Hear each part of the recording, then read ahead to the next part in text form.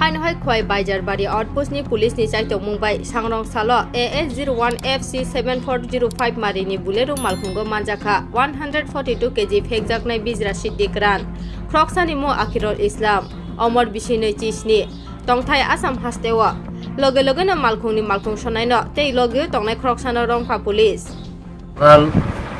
সকালবেলা বাইজালবাড়ির আউটপোস্টের সামনে vehicle checking ছিল সেই সময় একটা গোপন খবরের ভিত্তিতে একটা আসামের গাড়ি আটক করে ওসি বাইজালবাড়ি এবং তার স্টাফ। তো সেখানে চেকিং করার পরে এবং এই গাড়িটিকে থামানোর পর দেখা যায় যে ড্রাইভার ইতস্তত হয় এবং এখানে জিজ্ঞাসার পরে তাই না কোনো উত্তর দিতে পারে না।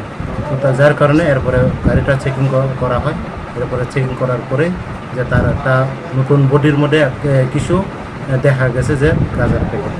তো সেই অনুসারে আমরা সবাই এবং এসডিপি স্যার এবং আমি ওসি বাইজালবাড়ি সহ এবার সবাই মিলে এবং এরপরে যেটা গোপন যে করে রাখছে যে এই গাঁজাটিকে আমরা উদ্ধার করি। সেই উদ্ধার করে টোটাল 17 প্যাকেটে 142 কেজি গাঁজা উদ্ধার করি।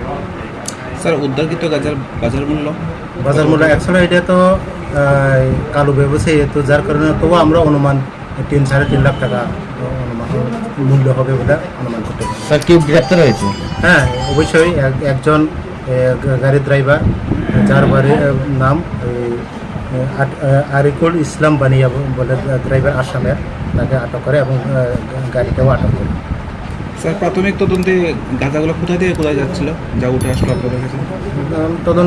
প্রথম তদন্তে আপাতত ওই আগরতলা সাইড হঠাৎ সিরাই সাইড থেকে আসামের উদ্দেশ্যে যাইতেছিল।